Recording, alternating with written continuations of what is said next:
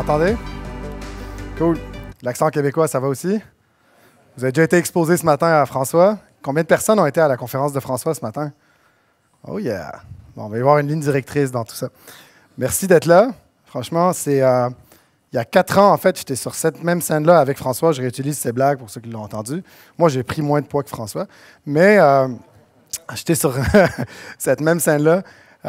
Puis je parlais de notre modèle un peu étrange, en fait, qui est encore étrange aujourd'hui, qui est le modèle de Spectrum, qui encourage ses propres employés à quitter leur emploi et qui fait un paquet de choses. Pour ceux qui ne l'ont pas vu, vous chercherez mon nom avec Poutine. Normalement, vous devrez tomber là-dessus parce que ça s'appelle une Poutine Made in Québec. Ce que je vous présente aujourd'hui, en fait, c'est un peu le chapitre 2 de cette conférence. Un peu l'apprentissage qu'on a eu 4 ans plus tard en aidant beaucoup plus d'entreprises, en installant des systèmes en place. Faire un petit topo rapide. En fait, Spectrum, donc c'est une boîte de développement web et mobile et de stratégie de commercialisation qu'on a fondée il y a 11e année. Fou. Donc, il y a 11 ans, on a créé ça. Le principe, c'était d'encourager nos propres employés à quitter leur propre emploi, ce qui a donné naissance aussi au programme Apollo 13, en fait, qui est pour l'aide aux entreprises en démarrage de start-up. Je déteste le mot incubateur, mais par définition, c'est un peu ce qu'on est. Je vais vous présenter un peu le modèle qui est derrière tout ça. On a créé aussi un volet académie, en fait, parce que les révolutions commencent toujours sur les bancs d'école. Donc, on offre gratuitement des formations dans les écoles pour restructurer la vision qu'ils ont sur l'entrepreneuriat et l'informatique. Et aussi, on a acheté un immeuble il y a 5 ans qui a été converti gratuitement pour les entreprises en démarrage pour venir s'installer dans un étage qui nous appartient. Donc, voilà le topo rapide.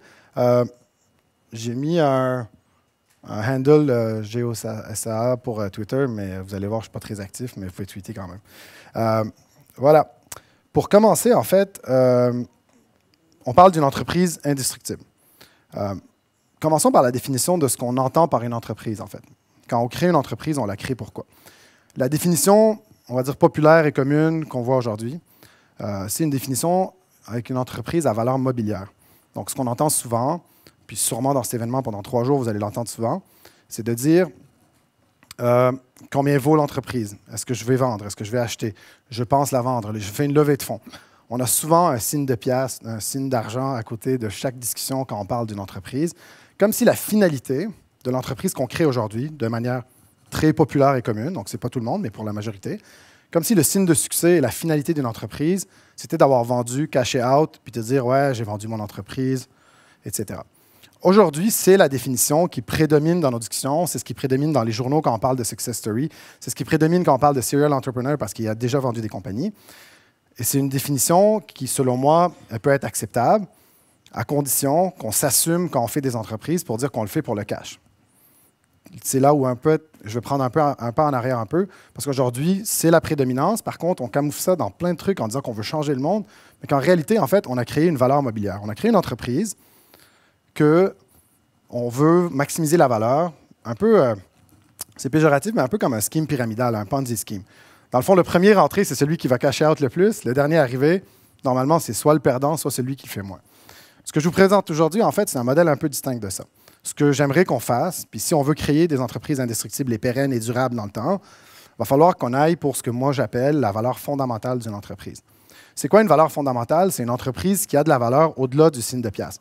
Il y en a un, c'est sûr, on ne s'en sort pas, mais je pense aussi qu'il faut aller pour une approche qui est beaucoup plus holistique, une approche qui est beaucoup plus complète, où la valeur fondamentale va considérer aussi d'autres paramètres, par exemple le nombre d'heures qu'on travaille, le bien-être mental de l'ensemble de l'équipe, incluant les fondateurs, le style de vie qu'on permet aux employés d'avoir et aux fondateurs d'avoir, le nombre d'heures de travail versus le nombre d'heures de vacances, etc. Je pense que si on prenait tous ces paramètres-là puis on les mettait dans un paramètre holistique qui considère ça, on amènerait quelque chose qui nous inciterait en tant qu'entrepreneurs de créer des entreprises un peu différentes. Il nous créerait des entreprises qui ne sont pas basées uniquement sur le signe de pièce, donc la valeur mobilière. À partir de ce slide-là, en fait, que je vous parle maintenant, on tranche les gens, en fait, en disant, est-ce que quand vous allez démarrer une entreprise, vous devriez, je pense, vous poser la question de dire, est-ce que vous voulez créer une entreprise à valeur mobilière, cash out, cash maximum, et c'est correct de l'assumer, ou est-ce que vous voulez créer une entreprise où la cause, en fait, elle vous motive au-delà de tout, parce que quand on parle d'une entreprise à valeur mobilière, ce que l'entreprise fait est peu important, en fait. Il est important pour les investisseurs, il est important parce qu'on met des buzzwords comme AI, etc. Mais c'est peu important. L'important, c'est le ROI sur le placement qu'on fait et la valeur que l'entreprise va prendre. Et la deuxième question, c'est de se dire, si ce n'est pas ce modèle que je veux embarquer, j'embarque dans une valeur fondamentale, puis c'est ce que je vais vous parler aujourd'hui, ou c'est une valeur qui est complètement différente de ça. Ça va jusque-là? Cool. L'accent québécois, pas trop dur? Cool. Au Québec, ils disent que j'ai un accent aussi, fait que de toute façon, je suis renié partout. Parlons du premier critère, en fait. Donc, le premier critère, il y en a 5. Hein? Le premier, dans le fond, c'est la lenteur. Je pense qu'aujourd'hui, on est un peu obsédé par cette fausse frénésie de vitesse. Cette fausse vision qu'il faut aller le plus vite possible, vraiment, vraiment vite. Puis d'ailleurs, c'est ce qui justifie souvent les rondes de financement, de dire je vais chercher du cash pour aller chercher vraiment vite le marché, le market fit, speed to market. C'est vraiment ça qui me drive. Je pense que c'est une fausse conception. C'est une fausse conception pour une entreprise durable. Okay? Rappelez-vous le référentiel dans lequel je vous parle. Cette frénésie-là, en fait, nous amène vers une croissance qui est très artificielle. On force les choses dans le marché, on met plein de vendeurs, plein de commerciaux. On essaie de rentrer le produit dans le marché basé sur vraiment la volonté de croître. Et c'est hyper spéculatif aussi, parce que ça amène une valeur, en fait, qui est purement spéculative sur du discounted cash flow futur qu'on pense qu'on va faire parce qu'on va faire ça, ça, ça. Je pense, puis quand je dis que c'est lent, ça ne veut pas dire qu'on se met les pouces dans le cul. Ce que ça veut dire, dans le fond, c'est de trouver la bonne vitesse. C'est une expression suisse que j'ai appris il n'y a pas longtemps. Donc, en fait, quand je dis lent, en fait, ce n'est pas de rien faire, en fait, mais c'est de trouver la bonne vitesse de croisière qu'on peut soutenir, maintenir, pour avoir une entreprise qui va durer dans le temps et qu'on est capable de maintenir cette vitesse-là. Parce qu'il y a des vitesses aujourd'hui qui ne sont pas soutenables. Puis on le voit, en fait. On le voit par rapport à toutes les headlines de santé mentale qu'on voit à travers les fondateurs d'entreprises, c'est que ce n'est pas soutenable. On ne peut pas faire ça. Puis, un peu comme dans tout, en fait, on ne peut juste pas le maintenir. Puis l'analogie que j'aimerais vous donner, c'est ce qui se passe en agroalimentaire, en fait. Donc, il y a 60, 70 ans, on a commencé à faire des OGM, optimiser un peu notre culture de tomates, mettons. Puis ce qu'on se rend compte aujourd'hui, c'est quoi? C'est que ça goûte la merde, en fait. Fait que c'est quoi la mode? C'est bio, c'est organique. On revient un peu à cette source-là. Parce qu'en réalité, si on essaye de faire pousser nos trucs un peu plus vite, ben, il y a un coût à payer, en fait, puis c'est que ça goûte la merde. Fait que si on veut laisser donner du goût à ce qu'on fait, il faut laisser les racines prendre le temps, la culture, le soleil, etc. Certaines choses prennent simplement du temps. Puis je pense que ce temps-là est aussi pertinent en entrepreneuriat, et sinon encore plus. Parce que si on veut créer des entreprises durables et pérennes, il va falloir laisser le temps de s'ancrer et prendre la bonne vitesse de croisière qui correspond à ce qu'on essaye de faire. Quand on parle de croissance, on parle naturellement aussi de taille, en fait. Combien de fois que vous êtes en rencontre ou dans un truc de réseautage, tu rencontres quelqu'un, ouais, tu as une entreprise, vous êtes combien? Ouais, cool, c'est bon. Puis en plus, vous, en France, vous aimez bien parce que vous mettez les capitaux propres au pied de page de vos documents. Comme si c'était un symbole de quoi que ce soit, en fait. Comme si c'était un signe de succès ou quoi que ce soit. Je pense que c'est vraiment important de distinguer la notion de croître et la notion de grossir. Est-ce qu'on préfère être 5 kilos de gras comme à gauche ou est-ce qu'on préfère être un 5 kilos de muscle comme à droite? Ça, c'est un choix. Est-ce qu'on préfère avoir une entreprise qui fait 100 millions de chiffre d'affaires avec 1% de marge ou est-ce qu'on préfère avoir une entreprise qui fait 10 millions de chiffre d'affaires mais qui fait 10% de marge? Lequel est plus intéressant? Parce qu'en réalité, en fait, quand on parle de ça, quand on parle de l'efficacité en fait, qu'une entreprise peut avoir, oui, ça coûte de l'argent, mais ce n'est pas ça. Le seul coût n'est pas financier. Le coût aussi est sur la santé des gens qui essayent de pousser cette taille-là et de pousser cette croissance-là. Quand on fait travailler des gens sur quelque chose d'inefficace, on leur fait perdre du temps. Puis je pense que ça, c'est malsain. Le gaspillage, c'est quelque chose d'omniprésent. On recycle tous, je l'espère. Donc, cette notion de gaspillage, on devrait tout aussi l'appliquer en fait sur l'entrepreneuriat, au lieu d'essayer de simplement bâtir des entreprises avec le plus de cash possible, en poussant la machine le plus possible, peu importe l'efficacité qu'on a. Je pense qu'on devrait se repositionner puis se dire, bon, mais comment on fait pour avancer avec la bonne taille d'entreprise? Je vous donne un exemple pratique. Dans Spectrum, on a pris le choix qu'on ne dépasse jamais 20 employés. Ça fait 11 ans, on est 20 employés depuis probablement la 3e ou la 4e année, puis on refuse de passer ce cap-là. Puis là, il y en a plein qui pourraient dire, ouais, pourquoi 20, pourquoi pas 25? On s'en fout du chiffre. Mais je vais vous donner ma raison pourquoi 20 dans Spectrum. C'est simple, en fait. C'est qu'on a la quantité de travail qui fait que tout le monde a une vie saine à côté du travail. Si j'embauchais une 21e personne, par exemple, ce que ça ferait, c'est que ça augmenterait un peu le niveau de gestion. Même si on en a très, très, très peu, ça l'augmenterait, puis ça ferait que la personne qui s'occupe de ça, elle aurait un peu plus de job. Fait que si on était pour passer un cap, ça ne serait pas 21, ça serait probablement 40, ou je ferais un copy-paste du modèle qu'on a là, puis je referais la même structure. Moi, 20, je suis hyper heureux. Ça me permet justement de vivre même pas au Québec, que les entreprises vont bien, puis de générer assez de profit pour faire des méga grosses conneries, alors qu'en fait, si on regarde en termes d'efficacité, le plus efficace, c'est une personne qui travaille seule. Parce que là, tu as zéro waste, tu factures tout ton temps, etc. Donc, je pense que si on veut créer des entreprises indestructibles, c'est important de trouver ce sweet spot de taille qui maximise l'efficacité, qui maximise chaque heure investie au niveau du travail pour générer le plus de valeur possible. Et puis, ben, ce n'est pas infini. Là. Il y en a une taille optimale, il faut la trouver. Pour certains, ça peut être 5, pour certains, ça peut être 2000. On s'en fout un peu du chiffre, mais de se trouver cette taille-là qui est optimale.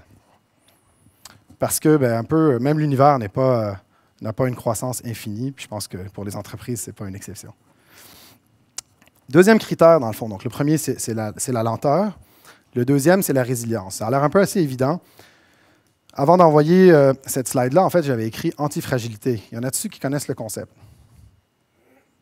Pas beaucoup. Fait que j'ai bien fait de ne pas l'écrire. Donc, en fait, si j'ai un livre à vous recommander dans votre vie, c'est Anti-Fragility. Vous l'achetez, vous le lisez, ça change votre vie. Ceci étant dit, en fait, le concept d'antifragilité, en fait, c'est non seulement quelque chose qui résiste à l'adversité, parce que de l'adversité, on va en vivre et on va en avoir, mais c'est quelque chose qui devient plus fort face à l'adversité. Puis c'est ce qu'on veut créer dans nos organisations. Notre système immunitaire, c'est comme ça qu'il fonctionne. Un petit peu de poison, puis on devient immunisé par rapport à ça. Le vaccin, c'est ça. On devrait créer ces organismes qui ressemblent à des organismes vivants comme entreprise, avec de la résilience, avec de l'antifragilité, ou quand ils font face à l'adversité, ils deviennent plus forts. Comment on fait ça? Bien, en choisissant une façon de ne pas être fragile au niveau de la source de nos revenus. C'est-à-dire, est-ce que certains de vos clients représentent 25 de vos revenus? Bien, si c'est le cas, vous êtes fragile à 25 face à ce revenu-là. C'est beaucoup mieux d'avoir un paquet de clients qui sont tous égales, puis de choisir les bons clients avec les bons revenus. C'est-à-dire que si demain Carrefour vous appelle pour vous offrir un contrat à une start-up qui vient de commencer, ce n'est pas nécessairement une bonne idée de dire oui. C'est peut-être une opportunité énorme. Mais ça ne veut pas nécessairement dire que c'est une bonne idée pour votre structure si votre organisation elle a un but d'être pérenne dans le temps et de vivre longtemps, comme les cathédrales et non pas comme les maisons qu'on construit qui ne tiennent pas 50 ans plus tard. Donc, ce qu'on veut, c'est de créer cette résilience envers nos clients et de choisir les clients qui fitent le plus avec nous. Vous savez, ce qui est vraiment le fun là-dedans, c'est quand on y va en lentement puis qu'on est résilient, bien, c'est encore plus simple de prendre le temps de choisir les bons clients qui fitent avec le bon modèle qu'on veut faire et qui va faire que ça va perdurer. Parce que souvent, quand on parle des caractéristiques de succès des entreprises, on parle d'un paquet de choses. On parle de l'équipe, du fondateur, du produit. On parle rarement du client, mais le client est un facteur majeur dans l'équation. Si on a des clients de merde, on va faire un produit de merde. Si on a un client de merde, on va avoir une équipe de merde. Parce que personne ne va avoir envie de travailler avec, on va juste recruter les pires. Si on a un client de merde, ben, on va avoir une compagnie de merde fondamentalement. Donc, c'est vraiment important de créer cette résilience-là envers nos clients, d'avoir cette relation de égal à égal et non pas dysfonctionnelle, puis d'avoir des relations de clients où chacun trouve son compte, où on donne de la valeur dans ce qu'on donne, puis que le client il a de la valeur pour ce qu'il paye. De toujours retrouver cette balance-là pour créer la résilience. Deuxième chose, en fait, pour être résilient aussi, c'est cool par rapport aux revenus externes, dans le fond, de l'entreprise, mais c'est aussi par rapport aux fondateurs qui sont derrière la compagnie. Il faut se sortir de l'équation. Si je suis présent ici, c'est parce que j'ai un grand ego, puis c'est stéréotype d'un entrepreneur. Si on est des entrepreneurs, on a en partant un ego démesuré un peu, et on veut prendre le critère et les crédibilités du succès qu'on a. On veut être de l'avant, de la face, mais c'est la pire chose qu'on fait pour une compagnie. C'est la pire chose qu'on fait pour une compagnie parce qu'on se rend de plus en plus indispensable à la compagnie et tout va passer par nous. Puis ça empêche la pérennité de l'entreprise plus tard. Parce que j'ai une grosse nouvelle pour vous, vous allez tous mourir un jour. Puis le jour où vous allez mourir, la compagnie, si on veut qu'elle soit pérenne au-delà de ça, si on veut qu'elle survive notre mort, il faudrait qu'elle soit portée par quelqu'un d'autre. On pourrait la vendre, mais rappelez-vous, est-ce qu'on est en train de créer une valeur mobilière ou est-ce qu'on est en train de créer une valeur fondamentale? La réponse vous donnera la suite. Donc, c'est vraiment important, en fait, de sortir de l'équation, de rendre nos systèmes indépendants de nous. Comment on fait ça? C'est en créant une culture de confiance. Il faut que les gens qui constituent l'ensemble de l'organisation qu'on crée croient assez à la compagnie pour que le jour où on ne soit pas là, en fait, la culture, les valeurs de l'entreprise soient en mesure d'être portées par les gens qui sont en place parce qu'ils croient à autre chose. Ils ne croient pas à un héros ou à un dieu qui a élevé la compagnie. Ils croient à ce que la compagnie fait, en fait. Donc, je vais vous dire comment nous, on y est arrivé dans Spectrum, puis ce n'était pas planifié. Mais depuis donc, le 11e année de Spectrum, à chaque année, en fait, du 26 décembre, donc, je pars en voyage pendant 5 semaines, puis je laisse mon cellulaire à Québec. Puis je pars, puis je reviens le 1er février. La première année que je suis parti, je suis revenu, ben, il y avait le feu. Tout avait chié, en fait. Toutes les décisions qui avaient été prises pendant que je n'étais pas là, c'était moyen. Puis là, je me suis assis, puis je me suis dit, OK, bon, mais j'ai écrit tout ce qui n'avait pas fonctionné, pour être poli. Je ne sais pas s'il va y avoir des bips sur la vidéo après. Hein. Donc, dans le fond, j'avais pris toute la liste des choses qui n'avaient pas fonctionné en me disant, OK, j'ai mes devoirs de la prochaine année en tant que fondateur de la boîte pour dire comment je vais faire maintenant pour que l'année prochaine, quand je reviens, ces éléments-là, ils soient adressés. Comment est-ce que je vais faire pour créer le système de réflexion, pas juste déléguer, créer un système de pensée autour du fait que quand il y a une problématique, que les gens prennent la réflexion que je pense, elle est la meilleure et que ça continue. La première fois, on a fait ça. J'ai monté la liste. On a travaillé pendant l'année pour monter ça. L'année d'après, je suis parti, je suis revenu. Il y avait le feu. C'était pas toute la maison qui avait brûlé, mais pas loin. Troisième année, ça allait un peu mieux. Quatrième année, cinquième année. Aujourd'hui, je ne vis même plus au Québec. Je vis en Suisse, puis je vous assure, ce n'est pas pour des raisons fiscales, c'est pour des raisons de cœur. C'est pour être avec la femme de ma vie que j'aime le plus au monde. Donc, voilà. Donc, j'aurais jamais été en mesure de faire ça si l'entreprise, elle n'avait pas cette maturité-là, cette résilience-là. Si j'étais indispensable. Comme le dit mon ami François de ce matin, mais qui me l'a déjà dit en dehors de la scène, c'est que le cimetière est rempli de monde indispensable. Donc, j'aurais pas été en mesure de faire ça. Puis, je ne dis pas que le mérite revient à moi, mais tout au contraire, je pense que c'est plus la culture qui a été mise en place, la valeur et les missions qu'on a créées dans Spectrum, qui sont portées par l'équipe et qui fait que, en fait, le tout fonctionne, même si je ne suis pas là physiquement. Troisième critère, profitabilité. Puis là, il y en a plein dans la salle qui vont dire « Ouais, of course ». Mais non, pas of course. Parce que ce qu'on voit aujourd'hui, c'est quoi? C'est quoi les signes de succès? Uber perd 3 milliards par année. Airbnb, ils en perdent autant. Netflix aussi. On prend des exemples à tour de rôle de ce que vous considérez comme étant une start-up à succès. Aujourd'hui, la norme n'est pas d'être profitable. Vous allez dire, ouais, mais ils travaillent vers ça, c'est pour ça qu'ils font un IPO, etc. Fine. Moi, ce que je dis, c'est que si on veut être périn, il va falloir faire du cash. Si vous voulez simplement aider des gens, il y a des ONG pour ça, puis grand respect. Si vous voulez créer une entreprise pérenne et durable, il va falloir faire du cash. Il va falloir générer du profit, parce que c'est la seule et unique façon qui va faire que la compagnie va se tenir encore dans 50, 60 ans. Si on va être durable économiquement, il faut faire du cash, ne l'oubliez pas, c'est fondamental. Je le dis souvent, je dis cash flow is king. Si une petite entreprise comme nous de 20 employés a réussi après 4 ans d'acheter un immeuble parce qu'on a une bonne santé financière, qu'on a décidé qu'on gérait notre cash comme il faut et que je ne me suis pas acheté une Tesla à la fin de chaque année parce que ça remonte mon ego. La profitabilité nous amène autre chose aussi d'encore plus important que le cash. Ça nous amène de la fierté dans ce qu'on fait. Ça nous amène en fait les moyens de se tenir debout et de dire « Ah non, moi, j'aime pas ton industrie, j'ai pas envie de travailler avec toi. » Ça nous amène une façon de se tenir sans avoir de la dépendance, ni envers des créanciers, ni envers des clients, ni envers rien, en fait. On est indépendant. On peut se tenir debout, ancrer nos racines comme on veut, parler et crier très fort nos valeurs qu'on veut tenir à mordicus, puis jamais avoir besoin de faire de compromis là-dessus. Jamais. Puis ça, ce que ça va faire, c'est que ça va venir encore plus renforcer cette culture et cette appartenance et la fondamentalité, en fait, du projet qu'on met en place. Parce que les gens, ils sont fiers de ce qu'ils font. À chaque jour qu'ils rentrent au boulot, ils savent que s'il y a quelque chose qui se passe, puis qu'il faut dire qu'il faut le dénoncer, bien, on va le dénoncer, puis qu'on n'a pas de compte à rendre. Exemple très récent, Netflix récemment a retiré un épisode de Patriot Act parce qu'il a critiqué l'Arabie Saoudite. Selon moi, c'est le pire exemple de fierté. Il n'y en a pas de fierté dans ce modèle-là.